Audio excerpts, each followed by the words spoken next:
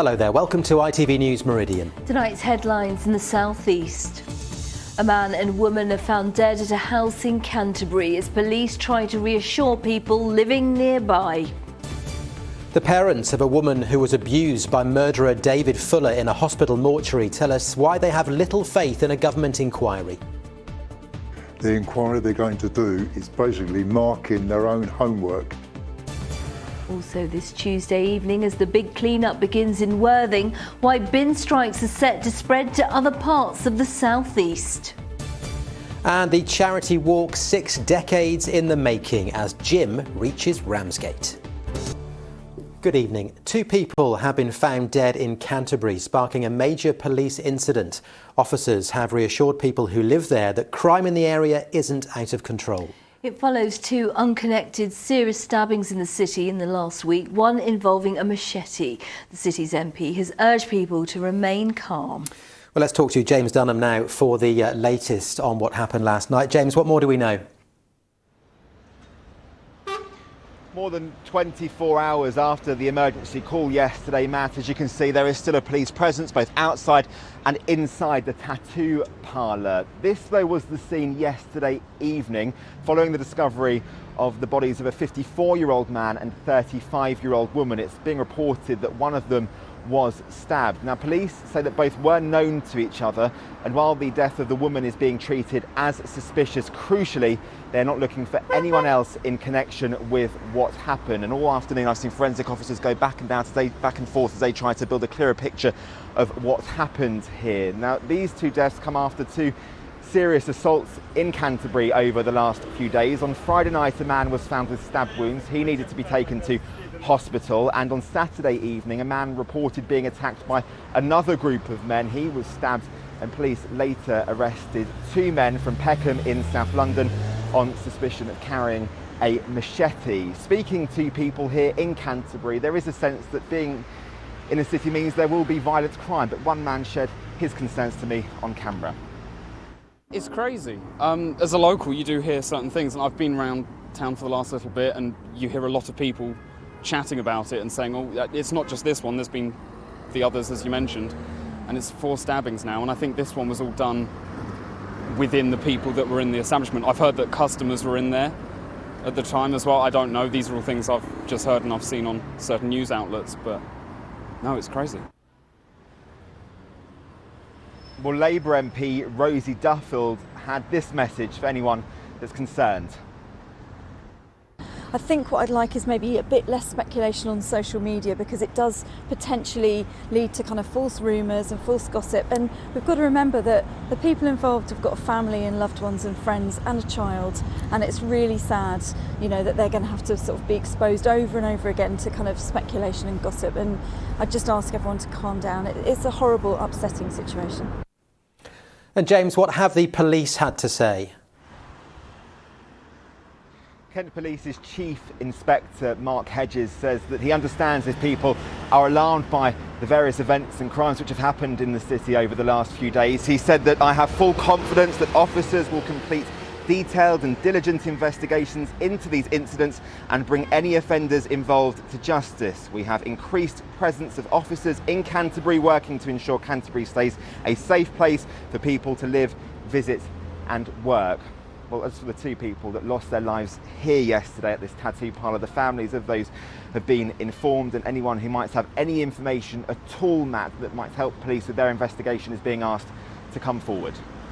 James Dunham in Canterbury for us. Thank you very much indeed. Operation Brock, which has caused widespread traffic congestion, will not be lifted ahead of the Easter weekend. The authorities say it will remain on the M20 as a precaution to manage the flow of traffic to the Port of Dover and Eurotunnel. They say traffic flows will peak on Thursday and long delays are being forecast. Meanwhile, Manston Airport bosses say the disused site is available to help ease traffic congestion. Tony Freudman says the government has not asked if the site could be used to park lorries, but the airport is ready if needed. P&O says it won't be sailing from Dover to Calais until at least Friday, pending safety inspections. We're offering the free use of and access to Manston Airport to park anything up to 4,000 lorries. It's available. It's going to be many months before we start construction work on this site, so it's available.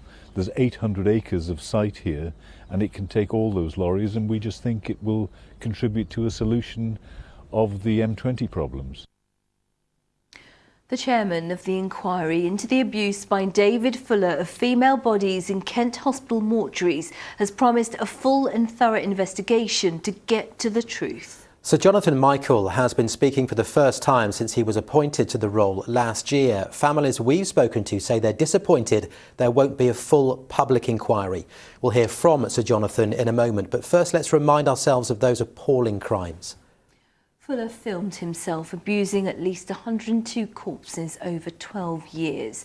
The maintenance workers' crimes were discovered only after he was arrested in 2020 over 2 unsolved murders in Tunbridge Wells in 1987. He is currently serving a life sentence for those killings, with an additional 12 years jail time for the morgue abuse.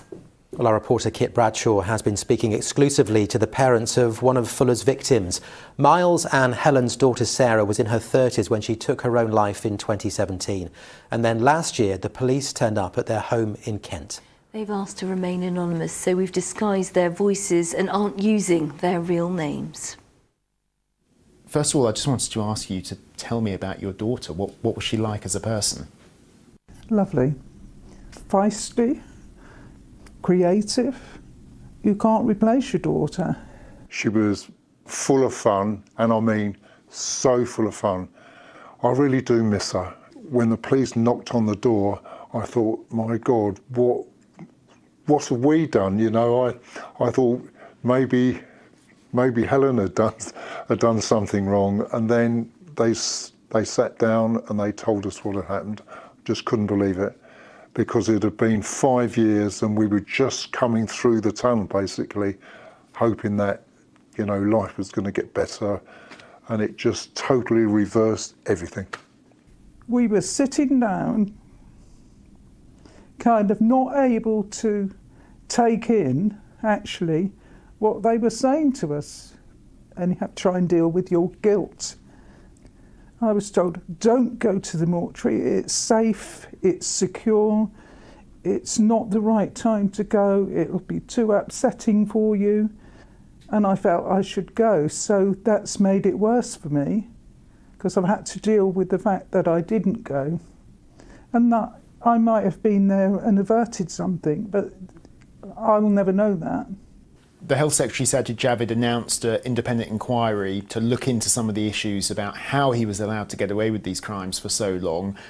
What do you both think about that inquiry that's been set up, and have you had any contact from Sir Jonathan Michael and the inquiry? No contact whatsoever.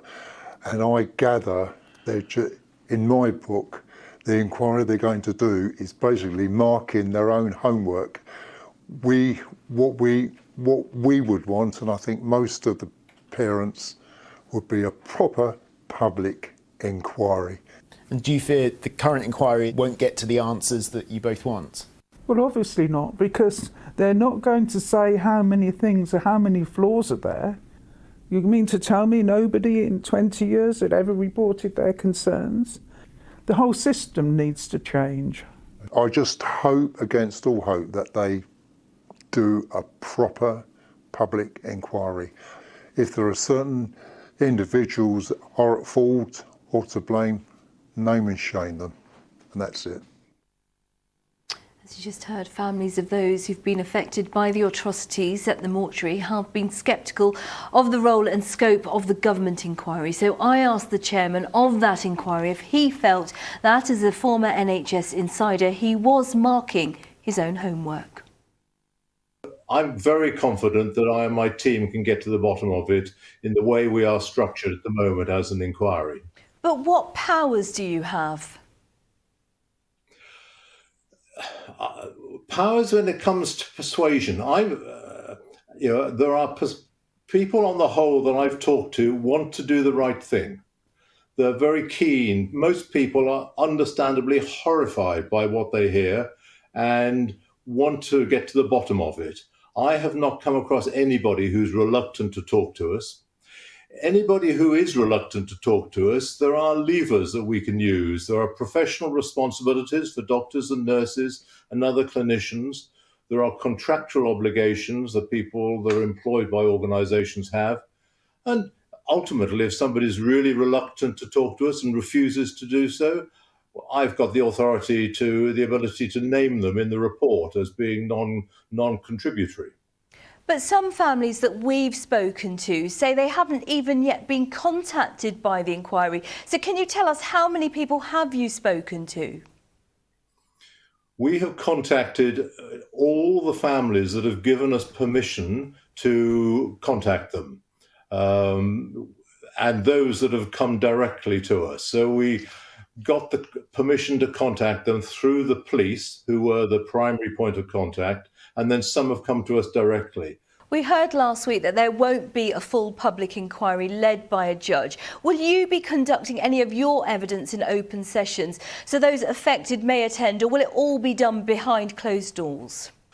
Often it's more effective to get to the bottom of what's going on, talking to people face-to-face professionally, not in an open forum. But if I felt that it was helpful and necessary to have more open meetings, then it's within my authority to do that. And so at the moment, we're talking to people to protect the anonymity and the confidentiality of Fuller's victims and their families. When it comes to talking to people that have worked with Fuller in the past, then, again, we feel that we're most likely to get to the bottom of what happened by talking to them in private. The families are convinced. They've said to us that they think there were other people who knew what was happening. Will your inquiry name them as the families want?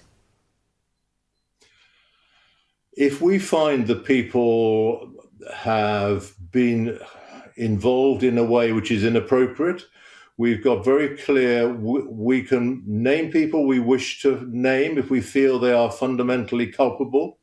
If we come across activity which we believe is against professional ethical behaviour, or indeed is criminal, we will refer it to the appropriate authority. And lastly, we're told that you plan to share the first phase of your findings by the middle of the year. That's just a few months away now. Is there anything you can share, particularly with those families that are struggling with what happened to their loved ones? I've committed to the families that we will keep them briefed on progress with the inquiry as it goes forward. What we're finding is the more we're talking to people now, the more we're discovering other people we need to talk to and other things that we need to explore, which is one of the reasons why I'm reluctant to put a firm timetable on specific reports, because I believe very firmly that it's better that we do the job thoroughly and properly rather than just quickly. Sir Jonathan Michael, thank you for your time today. That's a pleasure. And anyone who has information they want to share with the inquiry into David Fuller's mortuary crimes is asked to call 0207 972 1444 or email contact@fuller.independent-inquiry.uk. Next tonight, the bin workers' strike on the south coast in Ada and Worthing has been suspended, and the unions and the council are going to hold talks about ending the action completely. That's the good news. The bad news is that the industrial action is now spreading to other councils.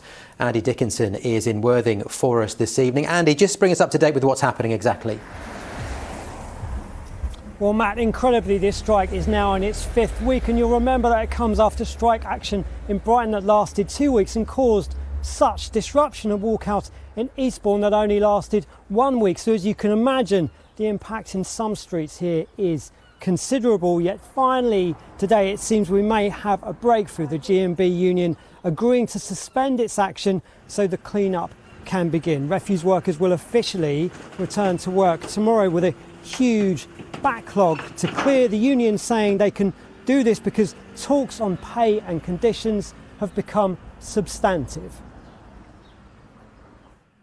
The management are now talking to us, and we've got meaningful discussions tomorrow, we hope, and because of that I think it's time that it was always about, once meaningful discussions started, that we said we would suspend the action.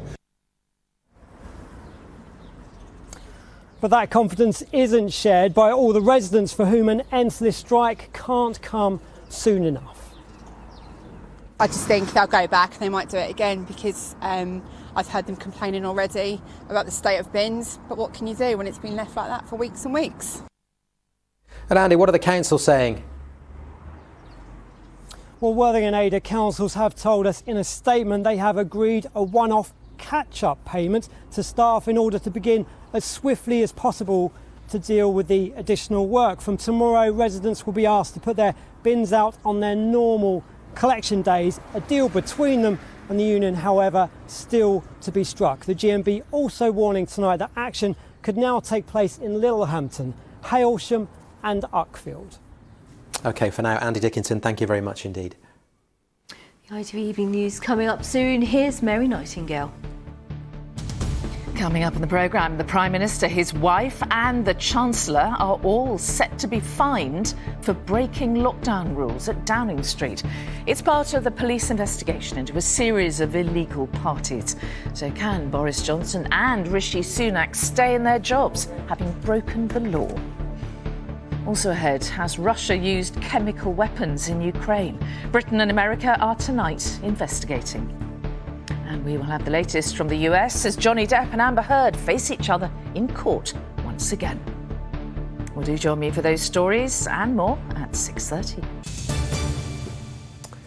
Now, the humble houseplant, they've long been used as a great way to brighten up our homes. But researchers now believe they have far more benefits, such as improving the air we breathe, contributing to our overall health and well-being. Well, Amrit Birdie has been finding out why, if we look after plants, they could also look after us.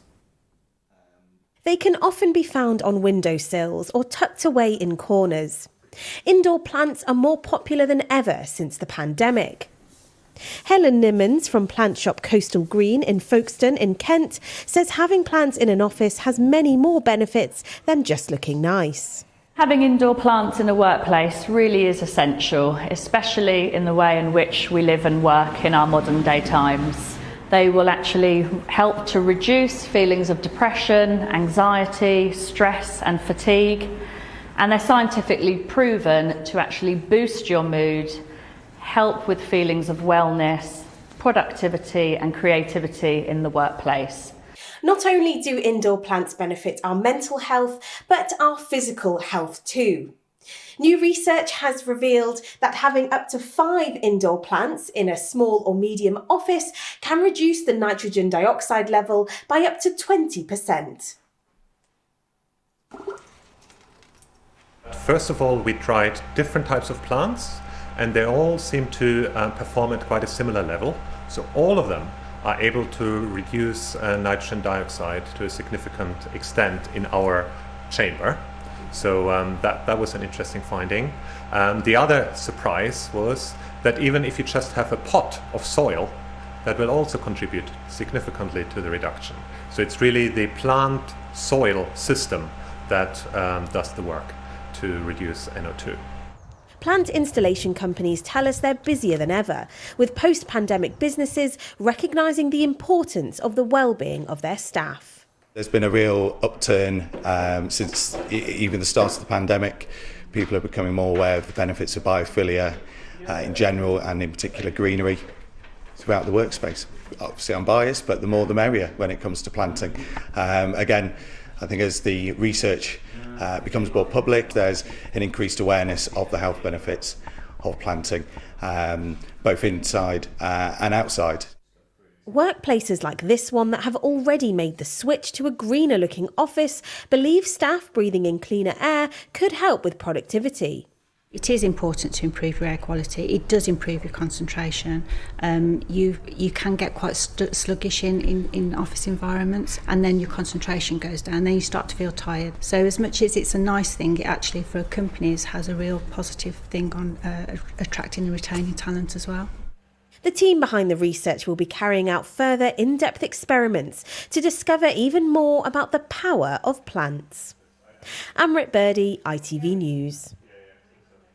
Now, there were thousands of people to be seen today walking on the Kent coast, but only one began his walk 12 months ago. Yes, Jim Morton won't finish until August. That's because he's walking the entire coastline of Britain and raising up to £50,000 for the Gurkha Welfare Trust.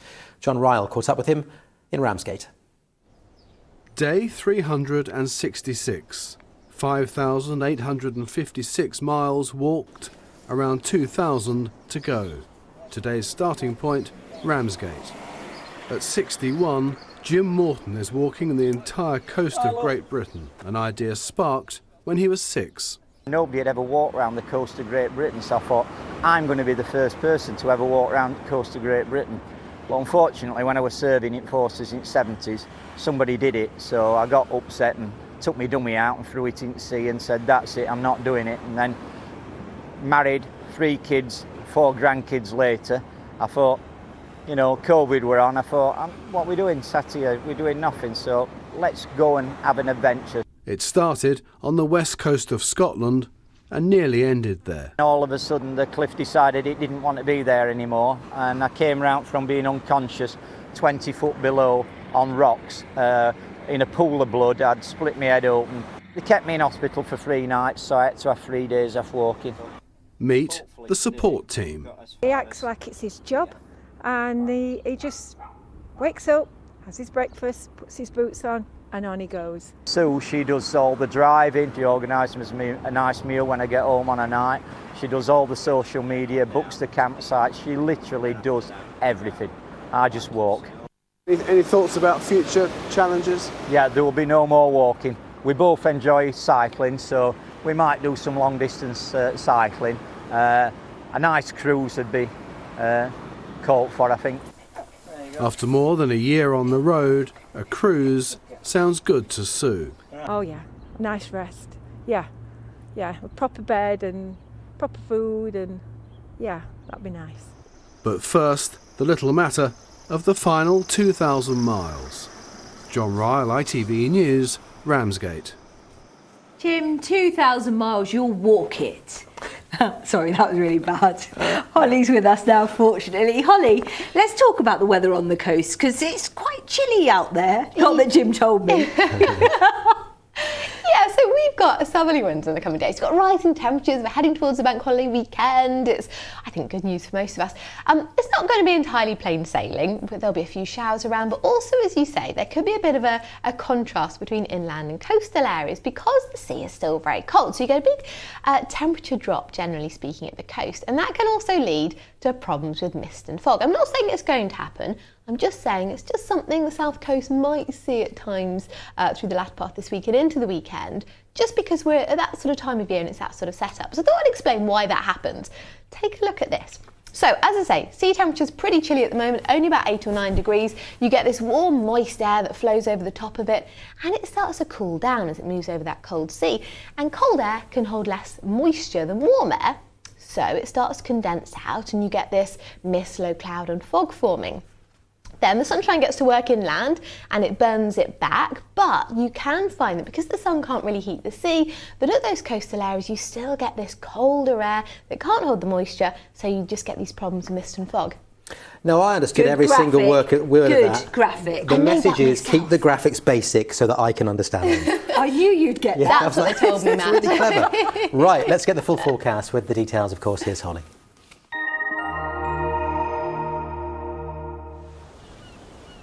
Feels like home, whatever the weather. Valent Boilers and Heat Pumps sponsors ITV Meridian Weather. So rising temperatures into the coming days, but not entirely plain sailing. I think bright or sunny spells rather than wall-to-wall sunshine. There will be cloud around. Mist and fog perhaps by night, and those coastal areas, or some of them, could be affected by some mist and fog at times. Tricky detail on that very much, and I think the risk diminishes as the weekend wears on as well. Some showers around tomorrow, some showers perhaps into the weekend, but I think a lot of dry weather on balance in general. So this feature brought some of us some outbreaks of rain, still some of those about, but clearing through. Tomorrow brings some showers, but we are looking at a decent amount of dry weather with this flow of air coming up from the south, rising temperatures probably peaking through Thursday and Friday, I should think. So some showers still affecting us then. In general, a lot of tonight though is dry, starry skies, some mist and fog patches forming. And staying mild actually for tonight, so temperatures shouldn't fall much below 7 to 9 Celsius. So into tomorrow, I think we'll have some bright weather. The mist and the fog will lift and clear. There'll be cloud coming and going, and more of it will tend to bubble up as we head through the day. With some sunshine getting to work, showers develop. They could be heavy, they could be thundery, they could bring a bit of hail, but they're more likely to affect more northern parts of the region. I think towards the south coast, where you've got the breeze coming in off that cooler sea, temperatures will be lower, and as a result, we won't see those showers developing in the same way. Our times of high water, Dover there at 9:51 and again at 10:10 into the evening. So yes, temperatures are on the rise. I've put sunny spells here as we head through the latter part of the week and into the weekend. I do think a few showers at times. As I say, problems with the low cloud on occasion, but overall not a bad look. Take care. Valent sponsors ITV Meridian Weather. We finally understood the sciencey bit in the weather chat. It's a brilliant moment. It is. In just a moment, the ITV Evening News here with Mary Nightingale. That is it from us for this evening. I'm back with a late update later on. But for now, from the team, have a good evening. Bye-bye. See you tomorrow. Bye-bye.